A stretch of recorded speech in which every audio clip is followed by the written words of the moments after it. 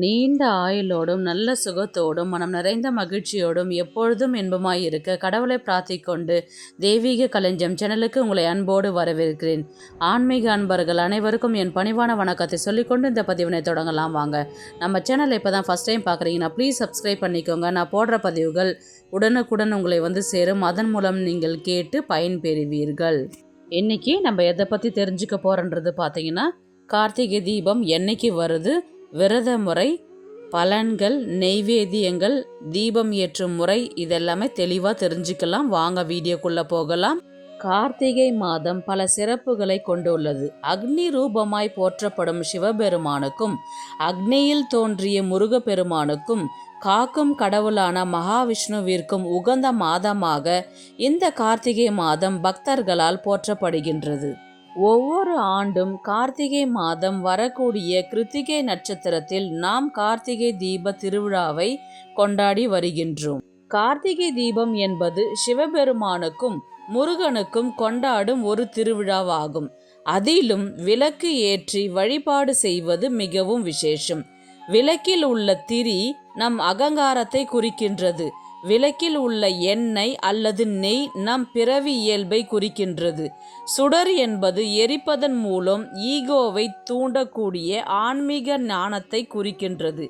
எனவே தீபங்களை ஏற்றுவது தீமைக்கு எதிரான நன்மை மற்றும் வெற்றியை குறிக்கின்றது. கார்த்திகை தீபத்தன்று தங்கள் வாழ்வில் செழிப்பும் மற்றும் ஐஸ்வர்யத்தை ஏற்படுத்தவும் எதிர்மறை மற்றும் தீய சக்திகளை விரட்டவும் தங்கள் வீடுகளில் தீபம் ஏற்றி வழிபாடு செய்கின்றார்கள். கார்த்திகை தீபம் தோன்றியதற்கு புராணங்களின்படி 2 வரலாறுகள் சொல்லப்படுகின்றது. அவை முதல் வரலாறு என்ன என்று பார்க்கலாம். படைத்தல் தொழிலை செய்யும் பிரம்மாவும் காத்தல் தொழிலை செய்யும் திருமாலும் பல காலம் இருவரில் யார் பெரியவர்கள் என்று சண்டையிட்டு வந்தனர். இதை அறிந்த சிவபெருமான் அவர்கள் முன்பு அக்னி பிழம்பாக லிங்கோத்பவராக தோன்றினார். தன்னுடைய அடியையும் முடியையும் எவர் முதலில் காண்கின்றார்களோ அவரே இருவரில் உயர்ந்தவர் என்று கூறினார். உடனே திருமால் வராக ரூபம் எடுத்து நிலத்தை குடைந்து அடியை காண சென்றார். பிரம்மா அன்னப்பறவை ரூபம் எடுத்து முடியை காண சென்றார். பல கால ஆண்டுகள் பயணம் செய்தும் தன்னால் அடியை காண முடியவில்லை என்று திருமால் ஒப்புக்கொண்டார். அன்ன வடிவம் எடுத்து முடியை காண சென்ற பிரம்மா மேலிருந்து தாழம்பூ கீழே விழுவதை கண்டார். தாழம்பூவிடம் நீ யார் என்று கேட்டார். அதற்கு தாழம்பூ தான் பல காலமாக சிவனின் முடியிலிருந்து விழுந்து கொண்டிருக்கின்றேன் என்று பதில் கூறியது.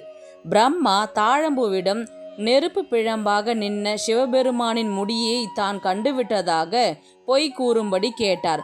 தாழம்பூவும் பிரம்மா சிவபெருமானின் முடியை கண்டுவிட்டதாகவும் அதற்கு இந்த தாழம்பூவே சாட்சி என்றும் பொய் உரைத்தது.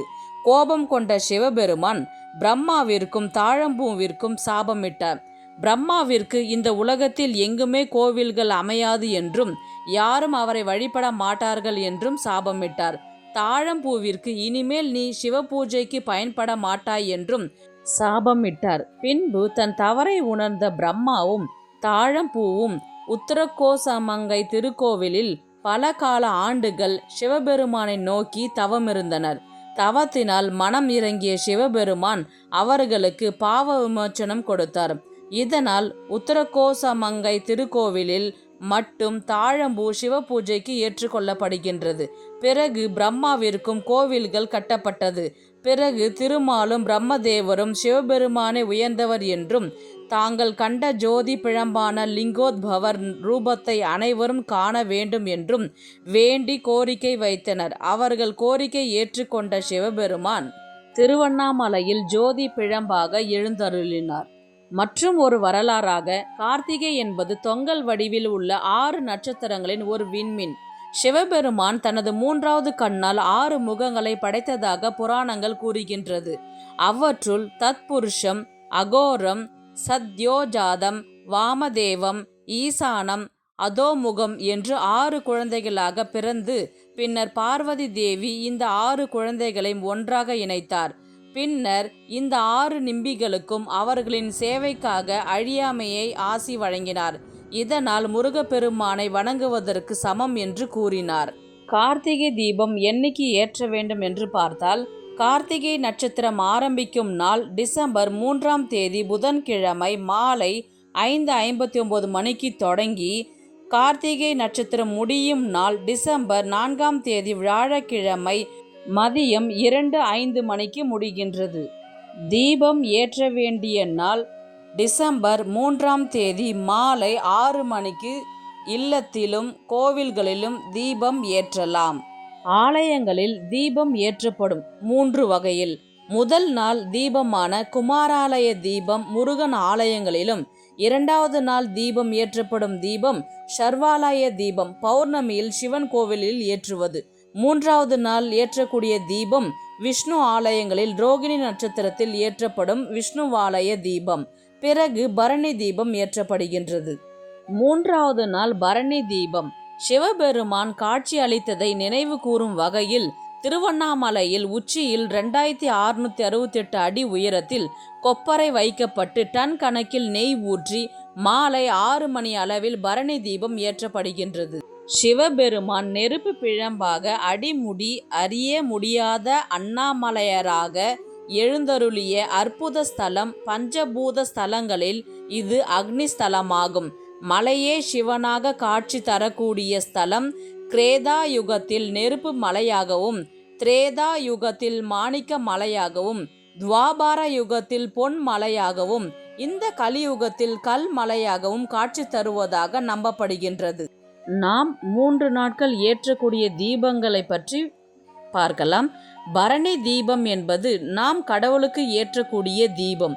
திருக்கார்த்திகை தீபம் என்பது நான், என் குடும்பம், என்னை சுற்றியுள்ள அனைவரும் நலமுடன் இருக்க நம்முடைய வீட்டில் ஏற்ற வேண்டிய தீபம். பாஞ்சாத்திர தீபம் என்பது நம்மை சுற்றி இருக்கின்ற பிணிகள், நோய்கள், கண் திருஷ்டிகள், பீடைகள் அகல ஏற்ற வேண்டிய தீபம். மற்ற மாதங்களில் வரும் பௌர்ணமியை விட கார்த்திகை மாதத்தில் வரும் பௌர்ணமி மிக மிக விசேஷமானதாகும்.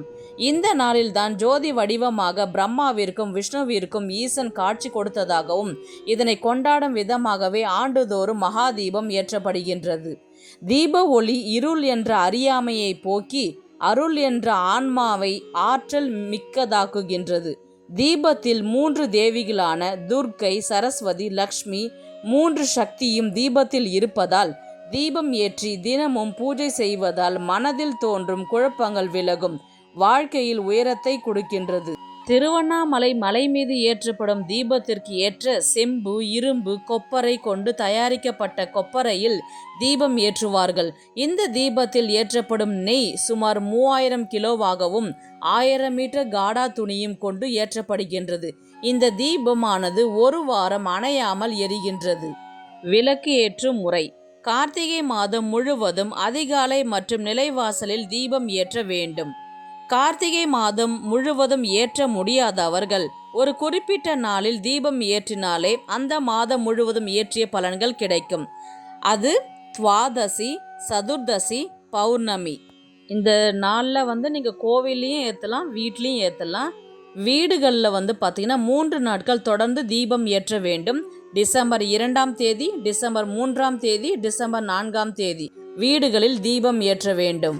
திருவண்ணாமலையில் பரணி தீபம் ஏற்றிய பின்னர் தான் நம்ம இல்லங்களில் தீபம் ஏற்ற வேண்டும். அது பார்த்தீங்கன்னா டிசம்பர் 3ஆம் தேதி. எத்தனை விளக்குகள் ஏற்ற வேண்டும் என்று பார்த்தால் 27 விளக்குகள் ஏற்ற வேண்டும். 27 நட்சத்திர எண்ணிக்கையில் விளக்கு ஏற்ற வேண்டும். எங்கே ஏற்ற வேண்டும் என்று பார்த்தால் வீட்டு வாசலிலிருந்து விளக்கு ஏற்றிக்கொண்டு வீட்டு மொட்டை மாடி வரை ஏற்ற வேண்டும். மாடி வீடு இல்லாதவங்க ஒரு விளக்காவது உயரமாக இருக்கும் இடத்தில் ஏற்ற வேண்டும். தீபம் ஏற்றும் திசை பார்த்தீங்கன்னா தீபம் ஏற்றும் போது திரி எப்பொழுதும் கிழக்கு அல்லது வடக்கு நோக்கி இருக்க வேண்டும். விளக்கு எத்தனை முகம் ஏற்றினால் என்ன பலன் என்று பார்க்கலாம். குத்து விளக்கு 1 முகம் ஏற்றினால் நினைத்த காரியம் நிறைவேறும். 2 முகம் ஏற்றினால் சண்டை சச்சரவுகள் விலகும், குடும்பத்தில் சந்தோஷம் நிலவும். 3 முகம் ஏற்றினால் குழந்தை பாக்கியம் கிட்டும். 4 முகம் ஏற்றினால் செல்வ செழிப்பு அதிகரிக்கும். 5 முகம் ஏற்றினால் அனைத்து நன்மைகளும் நமக்கு கிடைக்கும். விளக்கு ஏற்றும் திசையின் பலன்கள். கிழக்கு நோக்கி ஏற்றினால் கஷ்டங்கள் விலகும். மேற்கு நோக்கி ஏற்றினால் கடன் தொல்லை நீங்கும். வடக்கு திசை பார்த்து விளக்கு ஏற்றினால் திருமண தடை அகலும். தெற்கு திசை பார்த்து விளக்கு ஏற்றக்கூடாது. நெய்வேத்தியங்கள் என்ன செய்யலாம் என்று பார்த்தால் அவல் பொரி, அப்பம், பொரி உருண்டை, பால் பாயாசம் செய்வார்கள். ஒரு சில வீடுகளில் தலைவாழை இலை போட்டு சாதம், சாம்பார், பருப்பு வடை, உளுத்தம் வடை, பாயாசம், சுண்டல், சர்க்கரை பொங்கல், கேசரி செய்வாங்க. அவங்க குடும்ப வழக்கப்படி நெய்வேத்தியம் செய்யலாம். அல்லது எதுவும் செய்ய முடியவில்லை என்றால் சர்க்கரை பொங்கல் நெய்வேத்தியம் செய்து பகவானுக்கு சமர்ப்பணம் செய்யலாம். விரத முறை பார்க்கலாம். அதிகாலையில் எழுந்து நீராடி விட்டு பூஜை அறையில் அலங்காரம் செய்ய வேண்டும். பிறகு சிவ ஆலயங்களுக்கு சென்று நெய் தீபம் ஏற்றி உங்களுடைய விரதத்தை தொடங்கலாம். உங்கள் உடல்நிலை பொறுத்து விரதம் இருக்கலாம். அன்று நாள் முழுவதும் விரதம் இருந்து மாலை பரணி தீபம் திருவண்ணாமலையில் ஏற்றிய பின் உங்க விரதத்தை முடிக்கலாம். அல்லது ஒரு பொழுதாவது இருக்கலாம். நாள் முழுவதும் இருப்பவர்கள் பழங்கள், பால் எடுத்து கொள்ளலாம். பூஜை அறையில் மாவிளக்கு ஏற்ற வேண்டும். நெய் அல்லது நல்லெண்ணெய் கொண்டு ஏற்றலாம். அன்று நாள் முழுவதும் நமசிவாய மந்திரம் சொல்லிக்கொண்டே இருக்கலாம். அல்லது கேட்கவும் செய்யலாம். அல்லது அண்ணாமலையாருக்கு அரோகரா, உண்ணாமலையாருக்கு அரோகரா என்ற வாசகத்தை நாள் முழுவதும் சொல்லிக்கொண்டே இருக்கலாம். கந்தசஷ்டி கவசம், கந்தகுரு கவசம் பாராயணம் செய்யலாம். அல்லது கேட்கவும் செய்யலாம். நம்முடைய வீடுகளில் மாலை நேரத்தில் அகல் விளக்கை கொண்டு தீபம் ஏற்ற வேண்டும். பழைய விளக்கு உபயோகம் செய்யலாம். அன்றைக்கு புதியதாக ஒற்றைப்படையில் விளக்குகள் ஏற்ற வேண்டும். அப்படி நாம் ஏற்றும் தீபமானது அக்னி லிங்கத்தின் சிறிய பிரதிகள் என்றும் சொல்லப்படுகின்றது. விளக்குகளை நேரடியாக தரையில் வைத்து விளக்கு ஏற்றக்கூடாது. அடியில் வாழை இலை, அவரை இலை, அரச இலை, வெற்றிலை இது எதுவும் இல்லை என்பவர்கள் சில்வர் தட்டை மட்டும் தவிர்த்து மற்ற தட்டுகளில் ஏற்றலாம். 27 விளக்கு ஏற்றலாம். அல்லது இன்னும் விளக்குகள் ஏற்ற வேண்டும் என்று நினைக்கிறவங்க ஒற்றைப்படையில் முடியுமாறி நீங்க விளக்கு ஏற்றி கொள்ளலாம்.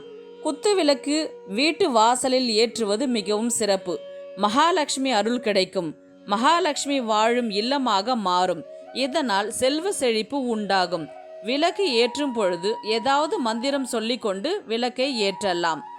ஒளி வடிவமாகவும் இறைவனை தீபத்தின் வழியாக இல்லத்திற்கு அழைப்பதாகும். எண்ணெய் கரைகின்றது, திரி கருகுகின்றது. தீபம் என்பது தன்னை கரைத்து கொண்டு மற்றவர்களுக்கு ஒளி வழங்குகின்றது. பிறர் நலம் பேணுவதற்காக தான் உயிரையே தியாகம் செய்ய வேண்டும் என்பது கார்த்திகை தீபத்தின் தத்துவமாகும். தீப திருநாளை முன்னிட்டு நவகிரகங்கள் 9, ராசி பலன்கள் 12, நட்சத்திரங்கள் 27 என்ற கணக்கில் வீடுகளில் விளக்கு ஏற்ற வேண்டும். விளக்கு ஏற்றி வழிபட்டால் சகல நன்மைகளும் கிடைக்கும் என்பது ஐதீகம். தீபத்தை குளிர்விக்கும் பொழுது சாந்த சொரூபியே நமக என்று மனதார நினைத்து கொண்டு தீபத்தை குளிர்விக்க வேண்டும். திருவண்ணாமலை கிரிவலம் செல்லும் நாள் நேரம் பார்க்கலாம். டிசம்பர் 4ஆம் தேதி வியாழக்கிழமை காலை 7:55 மணிக்கு தொடங்கி முடியும் நாள் வெள்ளிக்கிழமை அதிகாலை 3:55 மணிக்கு முடிகின்றது. பௌர்ணமி திதி. கார்த்திகை மாதம் முழுவதும் வீட்டில் விளக்கேற்றி வழிபடுவதால் கிடைக்கக்கூடிய பலன்கள் பார்த்தீங்கன்னா, தெய்வ சக்தி அதிகரிக்கும். மகாலட்சுமி நிரந்தரமாக வீட்டில் வாசம் செய்வாள். குடும்பத்தில் குறைவில்லா மகிழ்ச்சி உண்டாகும். செல்வ வளம் பெருகும். திருக்கார்த்திகை திருநாளில் மனதார பிரார்த்தனை செய்து உங்களுடைய வேண்டுதல்கள் வைத்து சிவன் மற்றும் முருகனின் அருள் பரிபூர்ணமாக உங்களுக்கு கிடைக்கட்டும். இந்த வீடியோ உங்களுக்கு பிடிச்சிருக்குன்னு நான் நினைக்கிறேன். இது போன்ற ஆன்மீக தகவல்களுக்கு நம்முடைய தெய்வீக கலைஞம் சேனலை சப்ஸ்கிரைப் பண்ணிக்கோங்க. நெக்ஸ்ட் ஒரு நல்ல பதிவில் சந்திக்கலாம். உங்களிடமிருந்து விடைபெறுவது உங்கள் புனிதவதி.